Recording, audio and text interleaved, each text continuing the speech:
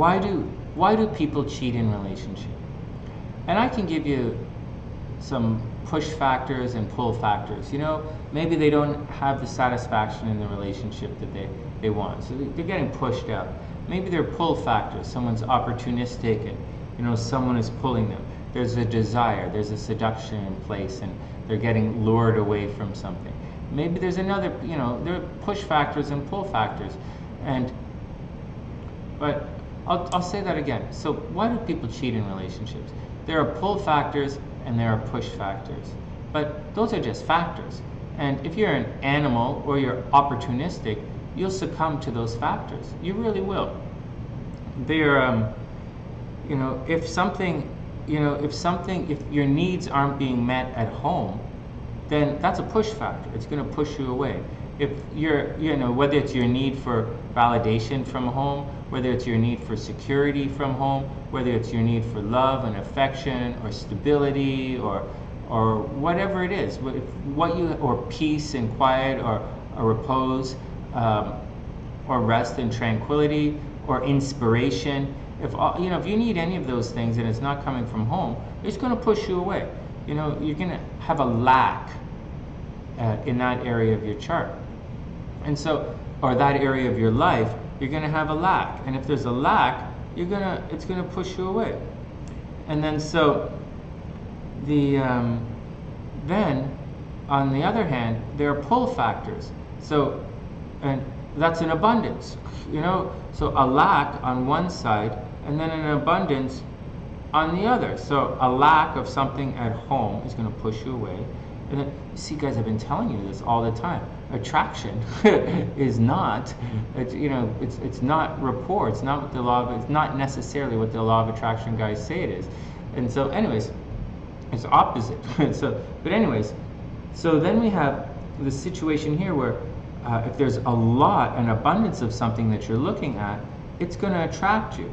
You know, if you want stability, security, comfort, or sex, or personal recognition, or validation, or a good time, or you know, some rest, tranquility, understanding, if you want to go for a walk with someone, if you want to hold someone's hand, if you want to go out for dinner, if you want to drink, or like whatever it is, they're gonna try. You know, if it's over there, that's where you're gonna go.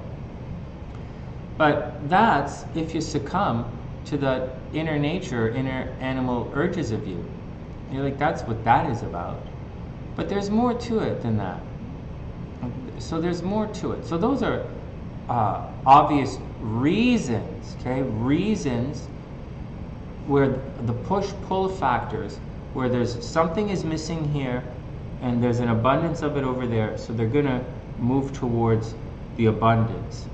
People move towards the light. They think they move towards the light. Or they move towards what they can have. It's poverty of the mind. So if there's a lack here, you know, there's a finite source of it. If you don't have enough of it here, then they're going to go there for it. You know, the nectar of life. But that's only for certain people. And that certain people is most people. If you live by your animalistic nature, that's most people. Most people live in a world of scarcity thinking, of poverty thinking, most people have poverty emotions. You know, they have a scarcity in their emotions. They are emotionally afraid that they won't have enough rapport in their emotional state. And so they live in a world of, oh my God, is this enough? And then they move forward. So that's, you know, what most people would say. But the truth is, that's if you're like a low vibration animal person, which most of you are. But if you raise your vibration and you're like, you know what, this is my team. See, you don't get anywhere in life, even individually, by jumping teams. You just don't. You might move forward a couple of steps, but you need to build something with a solid foundation. In Freemasonry, we talk about that. There's a big lecture in the first degree about the cornerstone, about placing the cornerstone in the southeast corner of the lodge from where they're able to build a superstructure. They're not saying you build a little bit here and then you go build a little bit there and then you do that, or you steal from this person, or you go get, you know, hang out with that girl, or you go work with that guy, and then you bring it all back, and then you do that. It's not what happened, because like if you leave your house unattended, people's gonna end up in decay. Like that's just what happens. An unattended house ends up in decay. An untended garden overgrows with weeds. Duh. And so, if you're an evolved person in life, and we were talking about this a little earlier, if you want spiritual, if you want your law of attraction to work, if you really want to achieve what you want to achieve in life, even if the only thing you want to achieve is to be who you are right now, then you have to make the conscious decision, not an animalist, to not be led by poverty thinking, to not be led by, well, I'm not getting it at home, so I'm going to go somewhere else and get it, because you're going to be starting over again. It's not the way to go. It's like a bucket will never be filled. You have to go back and say,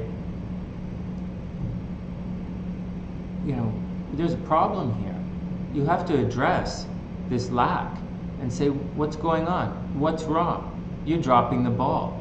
You have to hold your team accountable. You have to hold yourself accountable, and you have to hold your team accountable. When you and yourself recognize, like if you don't recognize that you're not living up to your end of the bargain, then you can expect your partner to stray. To go, because you guys are animals. You guys are animals. You're not evolved. You're like barely able to communicate. You're like, and so when you become a little bit more evolved, when you shine a little bit more light, then you say you're going to try a little bit harder. You're going to be a little bit more beautiful. You're starting to grow into your own unique divine light, of which there is no two alike. And then not only will this partner not stray, that's how it works. That's how it works. And so, and you have, that's what you gotta do. So they tend to say that people stray because of push-pull factors, and there are lots of reasons why someone will stray or cheat on their partner. But the truth of the matter is, people get bored, and boredom is a push factor. They're going to go there. They're going to move towards the excitement. That's a fact. That's a completely, is that completely out of your control? Maybe. And so that's the thing, and that's an excuse. But the truth is, only certain types of people, like non-evolved, spiritually low, like low vibration, like animalistic driven, like these are the people that stray. Because someone who's more spiritually evolved is going to look at that flower, he's going to look at their flower garden and say, hey, what's wrong? Are you okay? You don't look okay. What can I do to make your day more beautiful? Like, what can I do to make your day more beautiful? You don't know? Here, let me try. Maybe I'm going to stay home today, or maybe we'll go for a walk. Let's do something to be beautiful together. And you raise that vibration of your teammate, because you're an evolved person. You don't need to go be loosing the zipper everywhere for self-validation, because you don't have low self-esteem. But if you have low self-esteem, if you live in a world of poverty thinking, or poverty, economic poverty, or social poverty, like you don't have any friends, or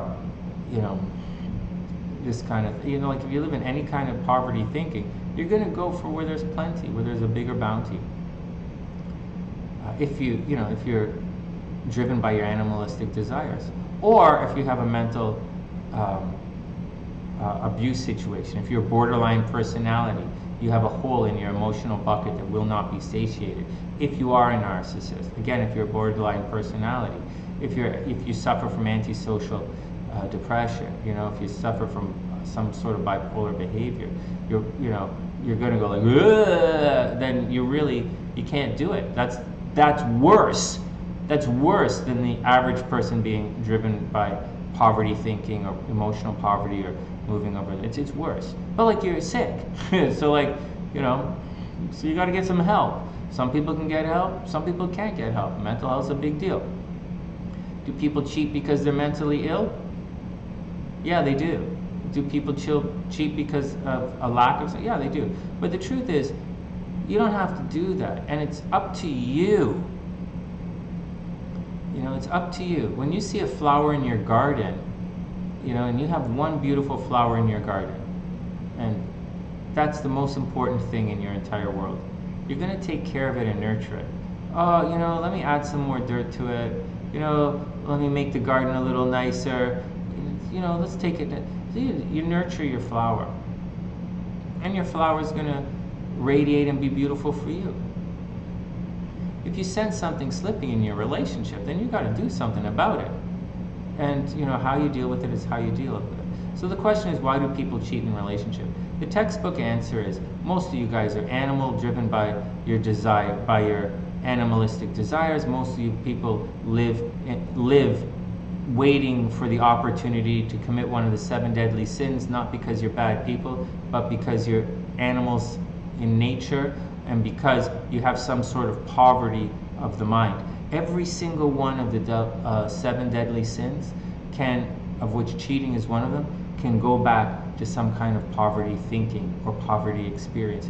And they can go, and in between the poverty thinking or poverty experience or poverty feeling or lack of love in your life or lack of money in your life, lack of food, lack of shelter, lack of validation, lack of sex, lack of whatever,